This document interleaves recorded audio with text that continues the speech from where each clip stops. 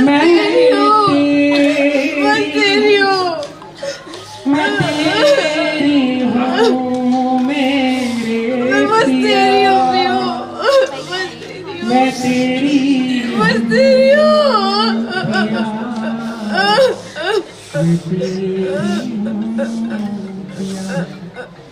छोड़ चली मैं आंगन बाबुल का, भैया मैं अकेली नहीं हूँ, मैं भी आ गई हूँ। देखो मैं अब बिन बिहाई नहीं हूँ। मुझे छोड़ के ना जियो। सबने देख लिया ना, अब मैं माफ भी करूंगी।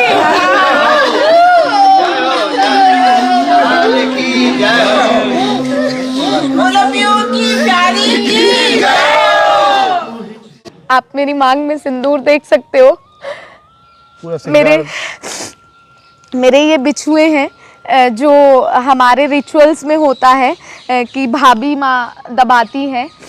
और आप ये मेरी जो अंगूठी थी इसी से मेरी मांग भरी गई है। और ये चूड़ा और ये है, इसको रखना होता है 1 साल के लिए, तो मैंने अपने पिया के लिए इसे रखा है। राधे राधे, मैं हूँ सौरभ।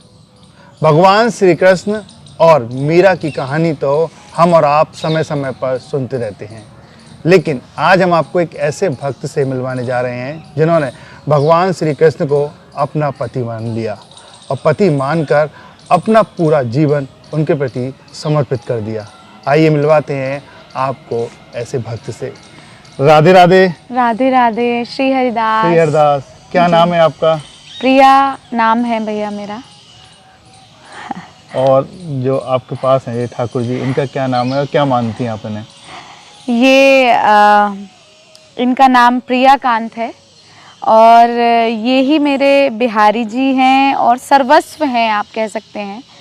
और इन्हें हम प्यार से पिया भी बोलते हैं। और यही हैं वही जिनके साथ मैंने अभी फेरे लिए हैं। पूरे विधि विधान से हमारा विवाह हुआ है और इन्होंने हमें पत्नी रूप में स्वीकार किया है और हमने इन्हें अपने परम पति के रूप में स्वीकार किया है। तो मैं आपको बताना चाहती हूँ कि आप लोगों को ये लगता होगा कि ऐसे काफ़ी भक्त हैं या ऐसी काफ़ी लड़कियां हैं जिन्होंने अपना जीवन सर्वस्व ठाकुर जी को दिया है। उनके प्रेम को दंडवत प्रणाम है। और हमारी मीरा जू इसलिए मैंने जू बोला क्योंकि वो परम सखी हैं ठाकुर जी की। तो मीरा जी की कथा हमने सुनी है लेकिन कभी देखने को नहीं मिली। जिनके भाव है अंदर वो मीरा जी को देख भी पाए होंगे, परंतु मुझे ऐसा लगता है कि अभी इस दशक में शायद हम लोग मीरा जी को देख नहीं सकते, महसूस कर सकते हैं। तो मैं उनके चरणों की रज भी नहीं हूँ। मुझे मीरा जी के चरणों की रज अपने मस्तक पे लेते हुए मैं उनकी कृपा से ये बोलूँ कि मीरा जी ने ही और हमारी राधा रानी ने ही मेरे ऊपर ऐसी कृपा की कि मुझे साक्षात बिहारी जी ने अपनाया है। क्योंकि एक पद है हमारे रसिकों का कि मौसम पतित कौन खल कामी, मतलब मुझ जैसा पापी कोई हो नहीं सकता, मैं सबसे बड़ी पतित हूँ। लेकिन इन्होंने बिल्कुल प्रमाण कर दिया कि चाहे कोई कैसा भी हो लेकिन मेरे लिए अपने हृदय में ज़रा सा अगर प्रेम भाव रखे तो मैं साक्षात आता हूँ। जिस भी भाव से आप मुझे ध्याओगे वरोगे मैं उसी भाव में आपके सामने साक्षात प्रकट होऊंगा। और उसका जीता जागता उदाहरण मैं हूँ आप लोगों के सामने।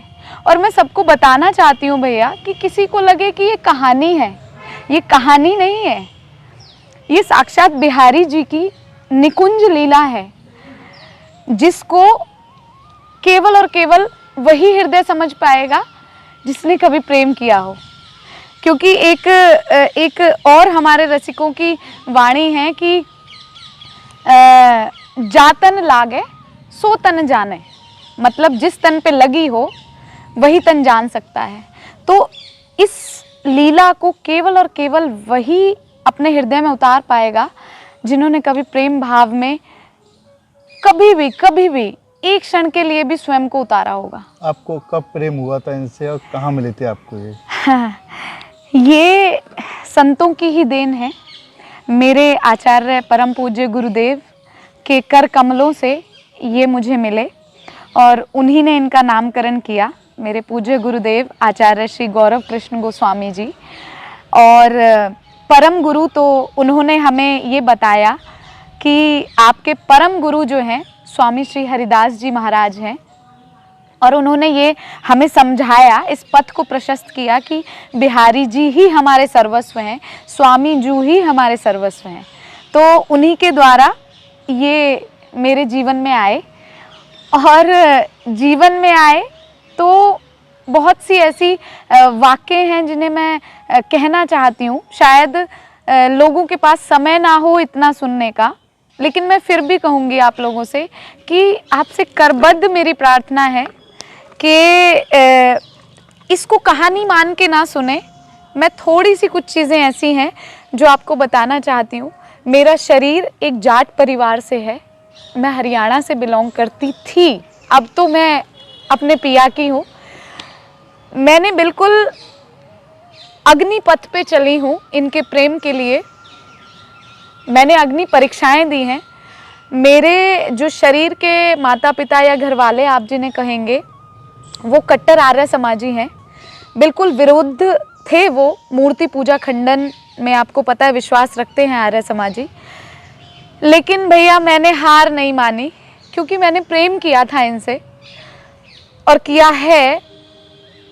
मैंने सिर्फ इनके चरणों में एक प्रार्थना की कि देखो पियू, प्रेम विवाह तो हमारा हो चुका, गुरुदेव ने दे दिया आज्ञा, लेकिन असली विवाह तो संत और रसिकों की वाणी है कि जब तक माता पिता का आशीर्वाद ना हो तब तक वो शादी सफल नहीं होती। तो हमने इनके चरणों में ये प्रार्थना की। 14 साल तक हम बहुत तड़पे हैं। हमारे साथ ऐसी ऐसी चीज़ें भी हुई कि तुम्हें मार दिया जाएगा, तुम्हें काट दिया जाएगा, तुम बाबा जी होना चाहती हो, तुम सन्यासी हो गई हो, तुम्हें वृंदावन नहीं जाने दिया जाएगा। लेकिन हमारा बचपन से ही थोड़ा था कि जैसे बड़े बड़े मूंढे होते हैं, तो हम छोटे से थे, करीब हम 6-7 वर्ष के होंगे। तो हमारी अब निकुंजवास कर गई हमारी ताई जी थी, वो बताती थी कि हमारा जन्म राधा आठे को हुआ है। तो हमारे जाटों में इतना राधा आठे को कोई जानता नहीं है, मतलब राधा अष्टमी। जी जी जी, जैसे कृष्ण जन्माष्टमी को हमारे जाटों में बोला जाता है, इधर हरियाणा में जन्म आठ है, मतलब कृष्ण जन्म आठ है।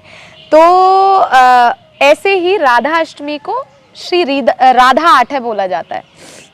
तो कुछ लोगों का मानना था कि हम राधा अष्टमी को जन्मे हैं इसलिए हमारा पागलपन है इनके लिए, परंतु अब जैसा भी था वो तो ये जाने या फिर स्वामी जी जाने।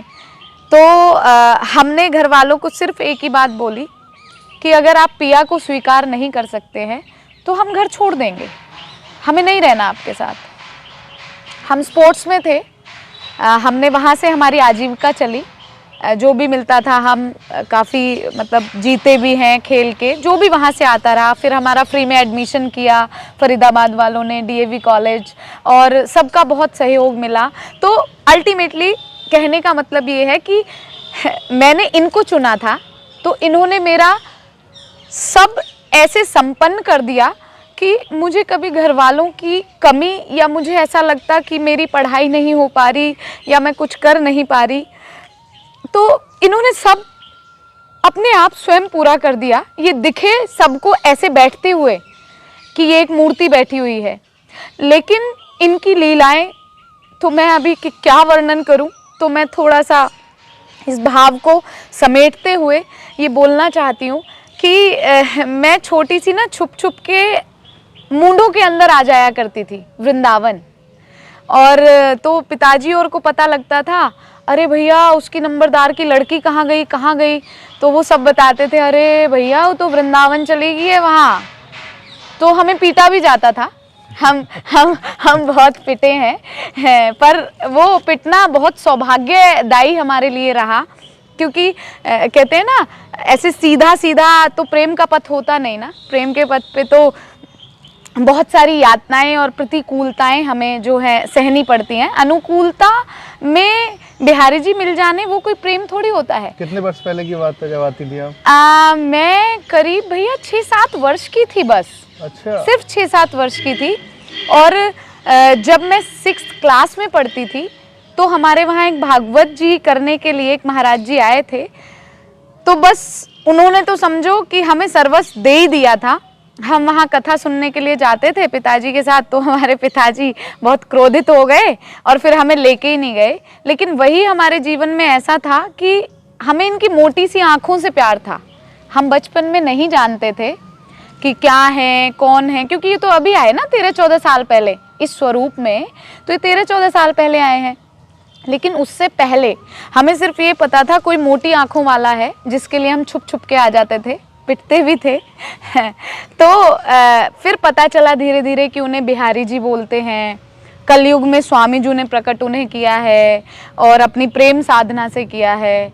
तो हमारे मन में सिर्फ एक भाव आता था कि स्वामी जी के चरणों की रज लेके जब स्वामी जी अगर उन्हें प्रकट कर सकते हैं इस कलयुग में, तो क्या मेरा प्रेम ऐसा नहीं होगा कि मैं भी उन्हें अपने समक्ष प्रकट कर सकूं कि वो मुझे अपनाएं और इन घर वालों को सबको ये बताएं कि वो साक्षात हैं। बस इसी भाव में मगन होती चली गई। बहुत परेशानियां आई, बहुत कठिनताएं आई, लेकिन सब कुछ पीयू ने लाइन अप कर दिया था, या आप कहें कि सबको समतल करते चले गए उन यातनाओं को। कठिनाई आई मतलब आपके परिवार वालों ने आपका विरोध किया, क्योंकि हर लड़की के पिता माता पिता चाहते हैं कि उनका जो बेटी की शादी है वो सांस्कारिक जो लड़का है उसमें हो। ये तो ठाकुर जी से आपने की है। बिल्कुल। तो कैसे माने ये बताइए पहले तो। भैया 14 साल पहले, मतलब 13 और 14 साल पहले मैंने घर वालों को बिल्कुल त्याग दिया था कि अगर आप मुझे वृंदावन नहीं जाने दे सकते तो मैं आप लोगों के साथ नहीं रह सकती। उस टाइम पे मेरी ग्रेजुएशन फिनिश हुई थी, स्पोर्ट्स में मैं थी। क्या तो पढ़ाई के बारे में बता दीजिए। हाँ, पढ़ाई तो अब मेरी पीएचडी फाइनल हो गई है और मेरा एमबीए जो है वो एचआर से रहा है। मेन जो है मार्केटिंग मेरा माइनर रहा है और गुड़गांव की ITM university, top 10 university you can say, वहाँ से मैं शिक्षित हूँ और वहाँ से मेरी एमबीए हुई और डीएवी सेनेटरी फरीदाबाद से मेरी ग्रेजुएशन हुई है। वहाँ भी मुझे ये लोग सिलेक्ट करके ही लेके गए थे वॉलीबॉल के एज अ चैम्पियन, और वहीं से मेरा जो भी पढ़ाई का सब खर्चा सब वहीं से चला है। और उसके बाद फिर मेरी एमबीए में स्कॉलरशिप ली, मैंने यूनिवर्सिटी टॉप किया, इंटर यूनिवर्सिटी खेली।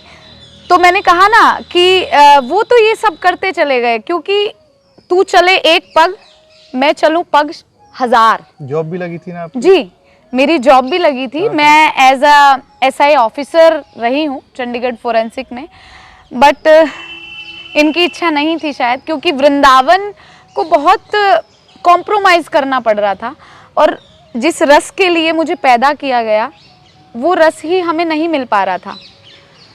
तो बस वही छुड़वा दिया। मैं as a HR air hostess उसमें भी सिलेक्ट हुई हूँ अपने इंडियन इसमें एयरवेज में, इंडिगो एयरलाइंस में। मेरे पास काफ़ी फ़ोटोज़ हैं उसकी, मैं आप लोगों को दिखा सकती हूँ। जैसे किसी को लगे कि मुझे पढ़ा के बुलवा दिया गया है, ऐसा कुछ नहीं है। I have all the proofs.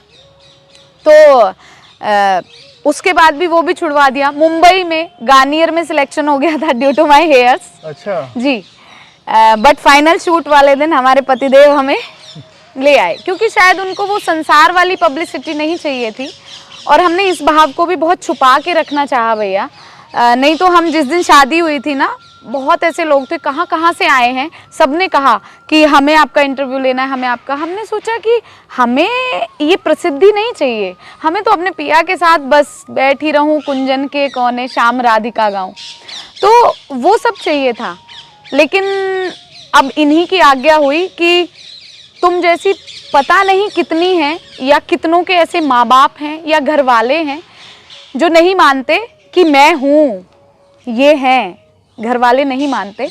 तो इनकी आज्ञा हुई कि प्रिया अब तुम्हें अपने लिए नहीं, हमारे लिए इस भाव को बताना भी पड़ेगा, इस भाव को कहना भी पड़ेगा, और तुम्हें जाना पड़ेगा लोगों के सामने कि हाँ मैं आता हूँ, ये कोई मिथ्या नहीं है, या ये कोई मीन्स ये भाव आ जाता है। मैं बहुत ज़्यादा बता नहीं पाती इनके बारे में, तो बस यही इन्होंने करने के लिए और बताने के लिए मुझे आप लोगों से मिलवाया।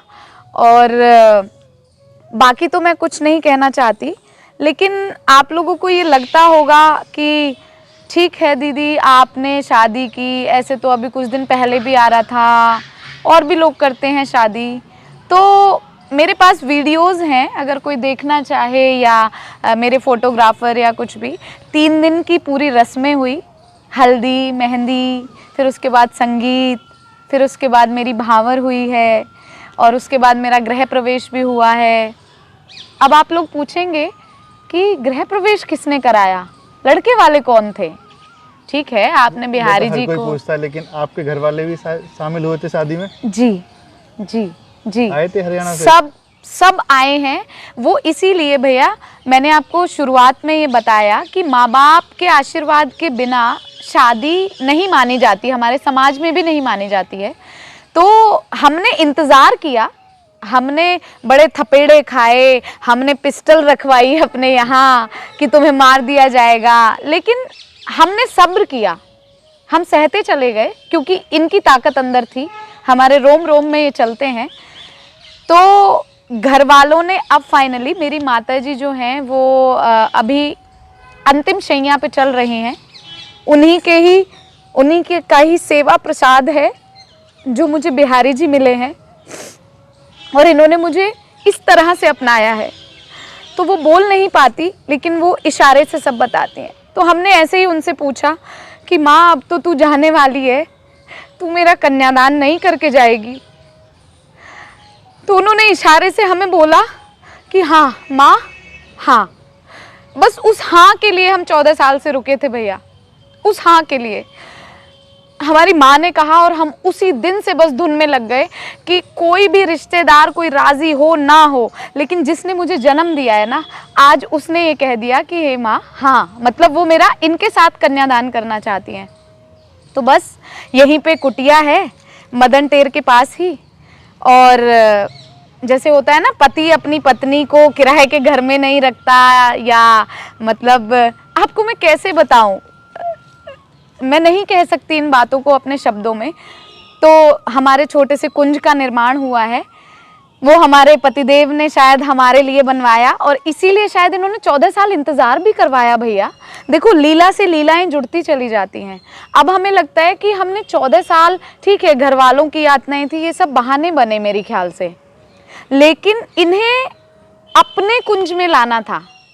एक निर्बल से निर्बल संसार का पति भी अगर होता है, वो अपनी पत्नी को बहुत शानो शौकत से रखता है। तो जब बिहारी जी स्वयं आए थे, तो कैसे ये किराए के घर में हमें रखते? तो वो कुंज का निर्माण जब संपन्न हुआ है अभी, उसी के साथ इन्होंने हमें अपना के गृह प्रवेश करवाया है, और भावर हमारे साथ ली है। उसकी वीडियोस और जो भी कुछ हैं हम आपको दे देंगे। पूरी विधि विधान से जयमाला हुई थी? हाँ, मैं अभी आपको दिखा नहीं सकती, मेरे फोन में है सारी चीजें, को सब मिलेगा। और सबको जी जी 3 दिन तीनों टाइम, 3 दिन तीनों टाइम। हमारे पिया ने बोला कि सबको बुलाओ, चाहे हमारा लहंगा किसी ने सिला, चाहे हमारा कुछ भी। तो लोग जयपुर उदयपुर पता नहीं कहाँ से आए हैं, मैं नहीं जानती कि भाई कोई लड़की है ठाकुर जी से ऐसे विधि विधान से फेरे कर रही है, और ऐसी शादियां नॉर्मली तो हो जाती हैं मंदिरों में या कुछ भी। अरे भैया वहाँ तो ऐसे हो रहा है भव्य। और यदि आप इनको पालकी में बैठा हुआ देखेंगे, जब आपको वीडियोस मिलेंगी, तो खुद ही जो देखने वाले हैं ना, वो ये कहेंगे कि नहीं, ये साक्षात बिहारी जी हैं। उनके सब संशय अपने आप समाधान हो जाएंगे। मुझे तो कुछ कहने की ज़रूरत ही नहीं पड़ेगी। जब इन्हें वो देखेंगे पालकी में बैठे हुए और ये मुझे जब वरने आ रहे हैं और उसमें प्रॉपर सब चीज़ें हैं, मैंने ऊपर से चावल फेंके हैं, फूल फेंका है, मीन्स मेरे जीवन की साध जो इन्होंने इस तरीके से आके पूरी की है, मैं उसका वर्णन नहीं कर सकती।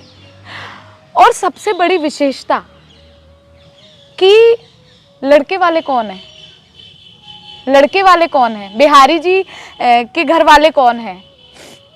आप लोगों को भी ये उत्सुकता हो रही होगी ना, सोचेंगे, हर कोई सोचेगा कि हाँ ठीक है, गोपाल जी को लेके तो कोई भी फेरे ले लेता है, कौन सा नई बात कर दी, हाँ ठीक है कर लिया होगा भाई, भाव होगा पिछले जन्म का। लेकिन मेरे बिहारी जी साक्षात हैं ये, इनमें कोई भी संशय बुद्धि ना करे। इसलिए मैं बताना चाहती हूँ कि इन्होंने मेरा ससुराल भी प्रकट किया, प्रत्यक्ष में ससुराल प्रकट किया।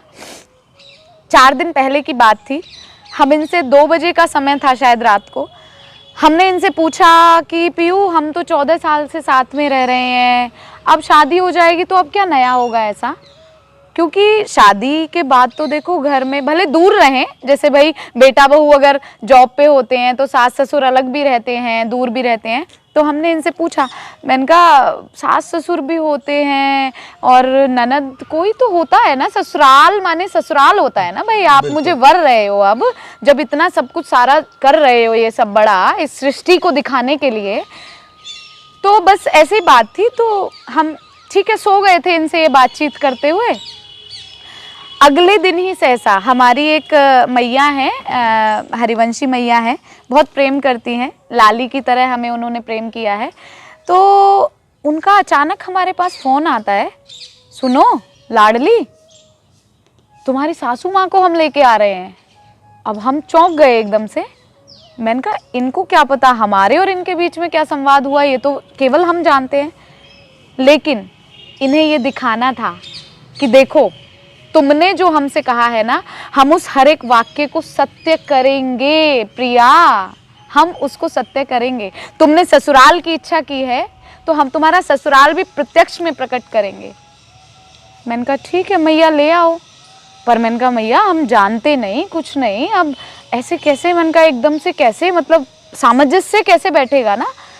बोली कुछ नहीं, तुम बस नॉर्मली, और उनकी बहुत इच्छा है क्योंकि वो अपने लाला को, क्योंकि 80 वर्ष की अवस्था है और वो अपने लाला को ही उन्होंने अपना पुत्र माना है, दे डोंट हैव मतलब सन, तो उन्होंने अपने बिहारी जी को ही पुत्र माना है और बहुत वो उत्सुक हैं तुमसे मिलने को। मैंने कहा मैया ठीक है ले आओ।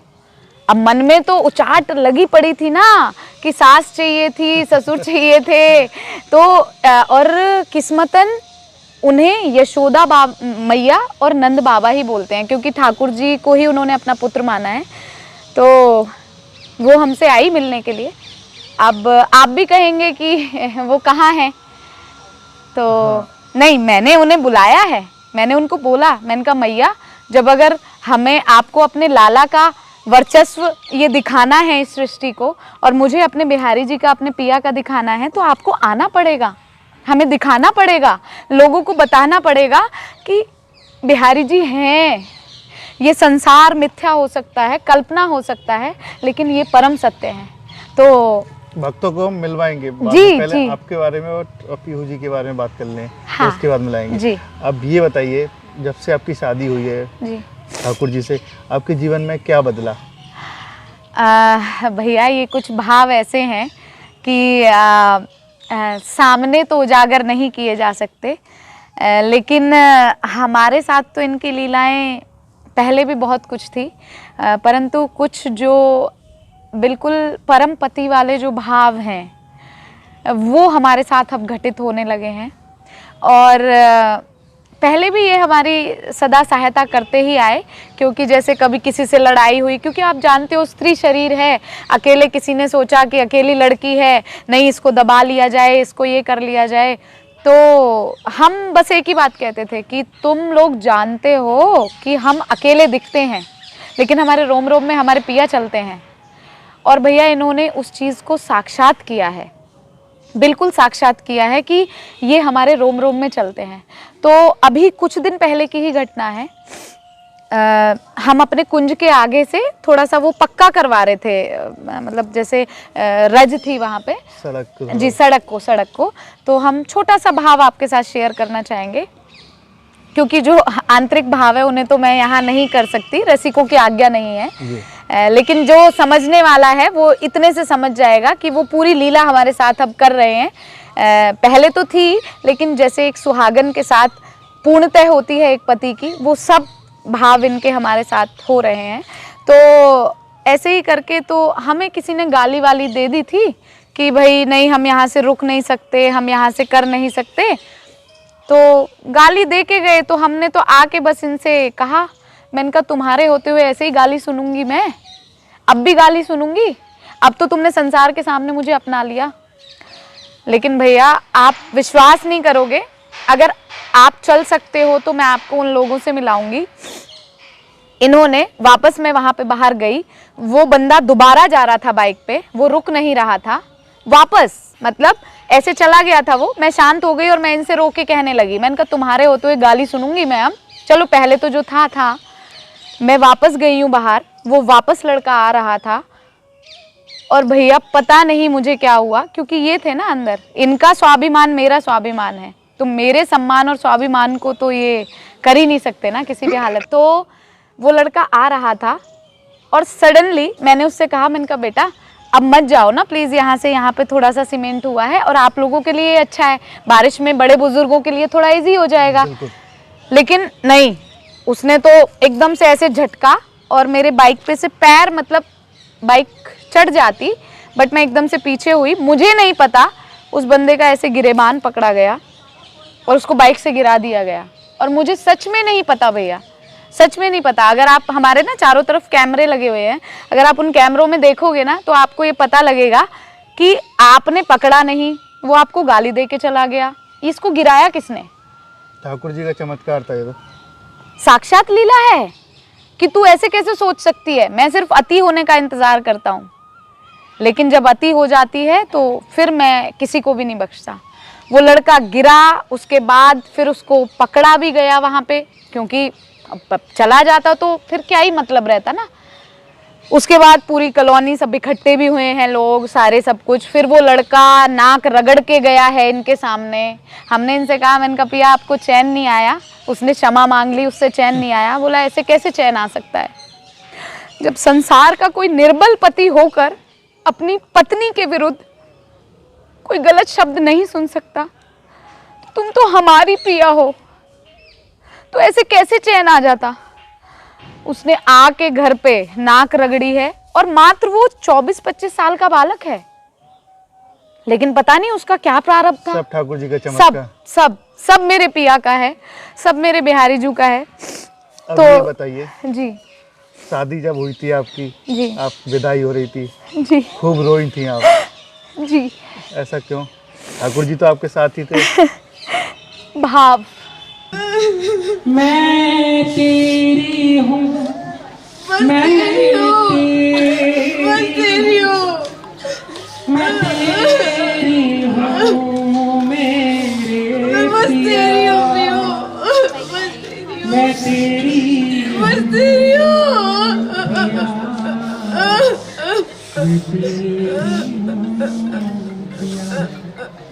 छोड़ चली मैं आंगन बाबुल का,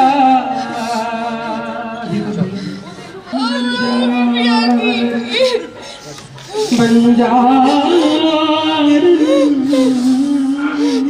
भैया मैं अकेली नहीं हूँ, मैं भी आ गई हूँ। देखो मैं अब दिन में आई नहीं हूँ। मोहे छोड़ के ना जियो। सबने देख लिया ना, अब मैं माफ भी करूँगी।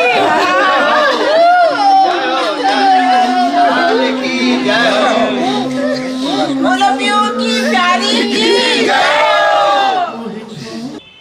भाव, क्योंकि ठाकुर जी तो हमेशा से साथ थे, लेकिन घर वाले राजी हुए थे और घर वाले विदाई कर रहे थे। तो मैंने वही कहा ना, ये कोई कहानी नहीं है। इसलिए वो रोना आया कि साक्षात लगा उस दिन मैं पराई हुई हूँ अपने माँ बाप से। मैं पिया के साथ हमेशा रहती थी, लेकिन उस दिन लगा कि आज मैं पराई हो गई और आज मैं वास्तविक पीयू की हो गई। इन्होंने,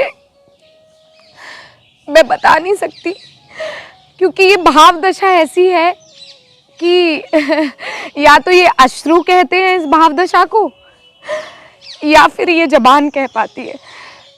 जैसे दो शब्द मैं कहना चाहूंगी कि हमने देखी है उन आँखों की महकती खुशबू, होठों से छू के उसे रिश्तों का इल्ज़ाम ना दो। तो होठों से तो इनकी भावदशा हम बयान नहीं कर सकते, और हम इसलिए भी रोए, खुश होके भी रोए। हमने, आप वीडियो में देखेंगे, आपको मिलेगी, और आप सबको दिखाना भी, ताकि सब लोगों को ये पता लग सके कि ये कोई कहानी नहीं थी। लोगों ने आप देख ही ली पहले। जी जी जी। और वो इतनी वायरल हुई है, हमें भी नहीं पता था।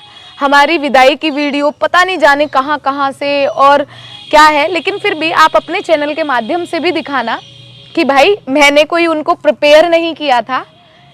ये एक ऐसा भाव है, भाव देश आप कह सकते हैं, कि इसमें हर कोई उतर नहीं सकता।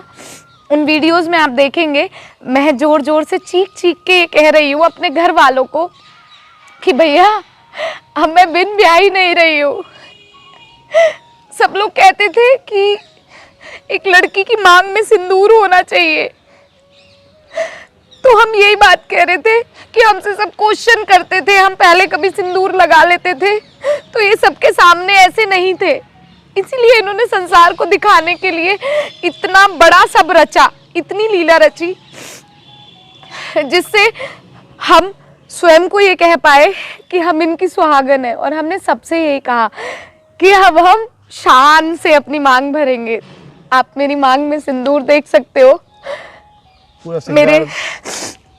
मेरे ये बिछुए हैं जो हमारे रिचुअल्स में होता है कि भाभी माँ दबाती हैं, और आप, ये मेरी जो अंगूठी थी इसी से मेरी मांग भरी गई है।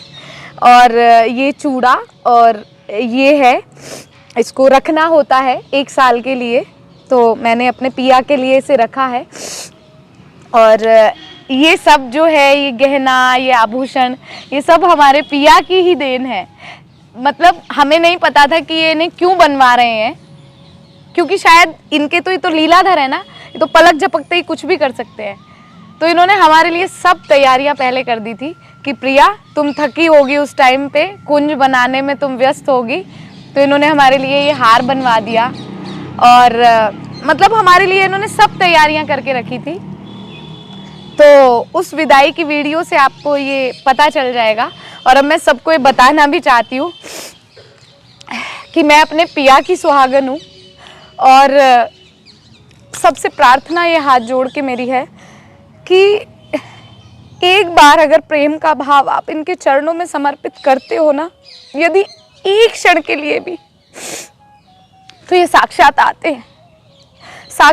हैं और वो सब करते हैं जो संसार का पति नहीं कर सकता।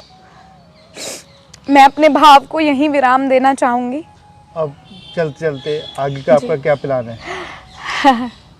मेरा आगे का प्लान तो यही है कि तोए किस विध लाड लड़ाऊं, तोए नित नए लाड लड़ाऊं, बसा के तोहे नैनन में, तो ना मैं देखूं और को, ना तोहे देखन दूं, आप या इन नैनन में पलक ढांप तोहे लूं।